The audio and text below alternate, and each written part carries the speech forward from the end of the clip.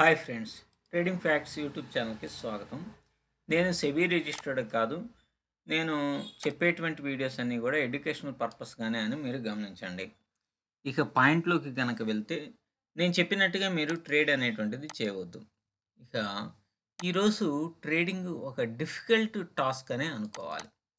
ఎందుకనంటే మీరు ఎక్కడా కూడా ఈ లెవెల్స్‌ని ఎలా బేస్ చేసుకోవాలి అనేటువంటిది అంటే నాకు కొంతమందికి ఈజీగానే ఉండవచ్చు. కానీ నాకు మాత్రం ఈరోజు చాలా డిఫికల్ట్‌గా అని అనిపించిందనమాట. ఎందుకంటే మనం ముందు రోజే ప్లానింగ్ అనేటువంటిది ఉండాలి గదా! ప్లానింగ్ అనేటువంటిది ఉండాల. సో, మనం ఈ మార్కెట్‌ని చూసినప్పుడు ఇక్కడ మనం చూసినప్పుడు మన స్ట్రాటజీ ప్రకారం అంటే ఇంతకుముందు చెప్పాను. ఓహో! 500 పాయింట్స్ గనుకుంటే దాంట్లోని అప్ సైడ్ వెళ్తుందని చెప్పాము. కానీ మార్కెట్ గాని, ఇంటర్నేషనల్ ఇష్యూస్ గాని, యూఎస్ మార్కెట్స్ గాని అన్నీ గూడా కొంత నెగెటివ్‌గా ఉన్నాయి. మరి నెగెటివ్‌గా ఉన్నటువంటి అప్పుడు మనం బ్లైండ్‌గా ఇది ఎళ్ళిపోతుందిలే పైకి అనే కోణంలో మనం ట్రేడ్ అనేటువంటిది చేయలేము. ఇంటర్నేషనల్‌గా అండ్ ఇండియన్ మార్కెట్స్ చాలా స్ట్రగుల్స్‌కి గురవుతా ఉన్నాయి. అది ఎందుకు, ఏంటి అనేటువంటిది మరొక వీడియోలో చెప్తాను. అయితే ఇక్కడ మనం నాకు తెలిసినటువంటిదేంటంటే, ఇప్పుడు ఫర్ ఎగ్జాంపుల్ ఇది చాలా పెద్ద విక్ ఉంది కదా! ఈ వీక్ ఒకటి నేను అంటే ఇది ఓన్లీ అయిపోయిన చార్టే. అయిపోయిన చార్టు. బట్ మీకు కొన్ని విషయాలనేటువంటివి తెలుస్తాయి అనేటువంటి కాన్సెప్ట్‌తోని నేను ఈ వీడియో చేయడం అనేటువంటిది జరుగుతుందనమాట. అంతేగాని ఏదో అయిపోయింది గదా! ఏదో ఏదో ఒక పాయింట్ అనేది మీకు క్యాచ్ అవుతదనే ఉద్దేశంతో నేను చెప్పడం జరుగుతుంది. ఇక్కడ మీరు చూడండి. ఇక్కడ ఒక పెద్ద విక్ అనేటువంటిది ఏసింది. తర్వాత ఆ వీక్‌ని ఇది కవర్ చేసింది. తర్వాత గాని, నెక్స్ట్ డే గాని, డే ఆఫ్టర్ టుమారో గాని అట్లా. ఆ తర్వాత గాని. ఇక్కడ ఒక పెద్ద విక్ అనేటువంటిది ఇచ్చేసింది. ఈ విక్‌ని మరలా ఇక్కడున్నటువంటి విక్ కవర్ చేసింది. అంటే ప్రైస్ అనేది ఈడ దాకా వచ్చి ఎళ్ళింది గదా! సో, మీరెక్కడైనా చూసుకోండి. ఆ విక్స్ అనేటువంటి వాటిని తర్వాత బాడీ గాని, లేతే ఇంకొక విక్ కానీ కవర్ చేయడం అనేటువంటిది సహజంగా ఎక్కువగా జరుగుతూ ఉంటుందనమాట. సో, ఆ కాన్సెప్ట్‌తోనే మ పడితే ఏం కావాలి మార్కెట్ అనేటువంటిది వెళ్తే, దీని అబోవ్ ఎళ్తే బై చేయాలి. కాబట్టి నా ప్లాన్ ఎట్లా ఉంది అంటే అయిపోయింది కాబట్టి మార్నింగే నేను చేయాలి video pre open market videos కొంత సెబీ రిస్ట్రిక్షన్ ఉందని అంటున్నారు కాబట్టి దాని సంగతి తర్వాత. సరే దీని ద్వారా అయినా కొంతమందైనా సరే ఈ పాయింట్స్ అన్ని తెలుసుకుంటారనే ఉద్దేశంతోనే నేను ఈ వీడియో చేస్తున్నా. అంతేగాని అయిపోయిన వీడియో చేసి ఏదో జబ్బలు చరుచుకోవాలి అనేటువంటి ఉద్దేశం నాకైతే లేదు. తర్వాత మనకున్నటువంటి మరొకటేందంటే ఈ 23,500 అనేటువంటిది ఒక సపోర్ట్ అనమాట. సైకాలజికల్ సపోర్ట్ అనేటువంటిది మనం ఇంతకుముందే చెప్పాం. సో, మనకి ఇక్కడ గనక బ్రేక్ ఇస్తే ఇక్కడ గనక ఇక్కడి నుంచి డౌన్ గనక వస్తే ఇదే అవుతదింక.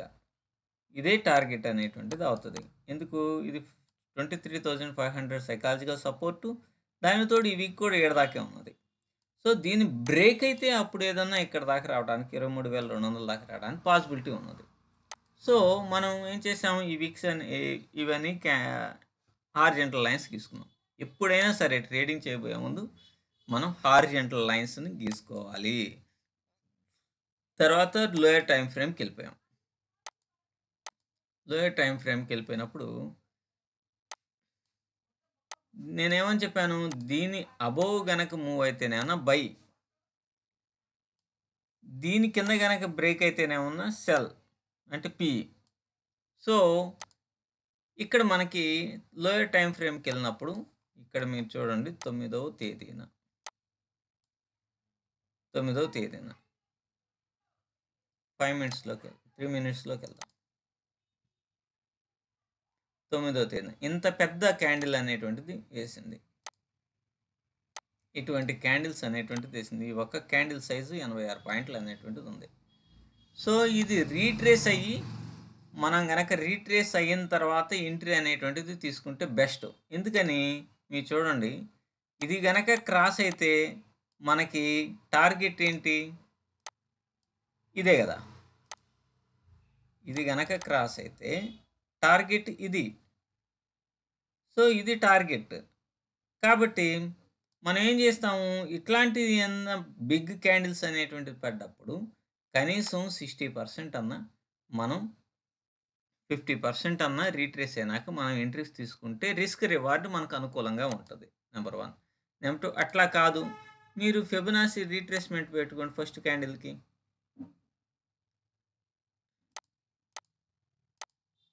ఫెబ్ ఫెబ్ రీట్రేస్‌మెంట్ పెట్టుకుంటే ఫస్ట్ క్యాండిల్ ఏది? ఇదే గదా! దీని 50%కి మనం ఒక హారిజాంటల్ లైన్ గీసుకుందాం. దానికి వేరే కలర్ పెడుతున్నాం. సో, ఇప్పుడు ఫిబొనాసి రీట్రేస్‌మెంట్‌ని తీసేద్దాం. రిమూవ్ ఇది తీసేయాలంటే తీసేసాం. అంటే ఈ లైన్‌ని టచ్ చేసినప్పుడు మనం టచ్ చేసి కిందకొస్తున్నప్పుడైనా సరే మనం ఎంట్రీ అనేది తీసుకోవచ్చు. ఇదిగో టచ్ చేసి రిటర్న్ అయినటువంటి క్యాండిల్. అంటే ఎప్పటికప్పుడు మన ప్లానింగ్ అనేటువంటిది మారాలి అనేది నేను చెప్తున్నా. ఈ క్యాండిల్. ఈ క్యాండిల్ కింద ఇక్కడ మనం ఎంట్రీ అనేటువంటిది తీసుకుంటాం. లేదంటే ఈ క్యాండిల్‌లోనైనా తీసుకోవచ్చు. ఈ క్యాండిల్ రెడ్ క్యాండిల్ తీసుకుంటాం. తీసుకొని మన టార్గెట్ మాత్రం ఈడ దాకా ఉండాల. ఇక్కడ దాకా ఉన్నప్పుడు మాత్రమే మనం సక్సెస్ అనేటువంటిది అవ్వటానికి పాసిబిలిటీ ఉంటుందన్నమాట. సో, ఈ మెథడ్‌ని మనం ఫాలో అయినప్పుడు ఆరాంగా ఏం లేదు. ఎంట్రీ అనేటువంటిది పర్ఫెక్ట్ ప్లానింగ్. ఇప్పుడు 23,500 అనేటువంటిది సైకలాజికల్ సపోర్టే గదా! కాబట్టి ఆడదాకా ఖచ్చితంగా వస్తది. అంతేగాకుండా ప్రీవియస్‌గా మనం డే క్యాండిల్స్ చూడండి.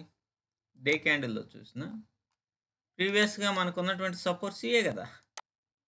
ఇదే గదా! కాబట్టి ఈడ దాకా వచ్చి మనకి, మనకి ఆ తర్వాత రీట్రేస్ అనేటువంటిది అయిందనమాట. ఆడదాకా వచ్చినాకే రీట్రేస్‌మెంట్ అనేది జరిగింది. సో, మనం ఎప్పుడైనా సరే ట్రేడింగ్‌లో ముందుగానే ఒక ప్లానింగ్ అనేటువంటిది ఉండాలి. ప్లానింగ్ ఉండాలి. అసలు మార్కెట్స్‌ని కొద్దిగా అబ్జర్వేషన్ అనేటువంటిది కూడా చేసుకుంటూ ఉండాలి. సో, ఈ విధంగా మనం గనక చేయగలిగితే మనం కొంత మార్కెట్‌లో సక్సెస్ కావటానికి పాసిబిలిటీ ఉంటుంది. ఇప్పుడు ఇదేంది? ఇప్పుడు నేను నిన్న చెప్పాను. అప్పటికప్పుడు డెసిషన్స్ మార్కెట్‌ని మనం ప్లాన్ చేసుకుంటాం.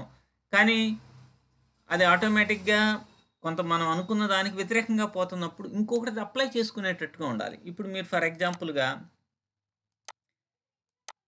ఇదైతే పెద్దది పడింది. సో, రీట్రేస్ ఖచ్చితంగా 50% అయ్యి, లేదంటే 60% అయ్యి అంటే ఫిబొనాసి రీట్రేస్‌మెంట్‌లో గాని మీరు పెట్టుకుంటే, అక్కడ రిజెక్షన్ జరుగుతున్నప్పుడు దాంట్లో గనక తీసుకుంటే షూర్ షాట్‌గా మనం టార్గెట్స్ అనేటువంటివి రీచ్ అవుతాం. కాకపోతే ఇంతసేపు 10:30 దాకా మనం వెయిట్ చేయటం చాలా అంటే చాలా ఇంపార్టెంట్. ఎప్పుడైనా సరే మీరు ఓపెన్ మైండ్‌తో ఉండండి. కూల్‌గా ఉండండి. కూల్‌గా ఆలోచించండి. మార్కెట్ స్టార్ట్ అయినప్పుడు హడావుడిగా ఉండకుండా మీరు కొద్దిగా కూల్‌గా గనక ఆలోచించి, ఓపికతో మీరు గనక ఉండగలిగితే, అప్పుడు సక్సెస్ అనేటువంటిది ఖచ్చితంగా వస్తది.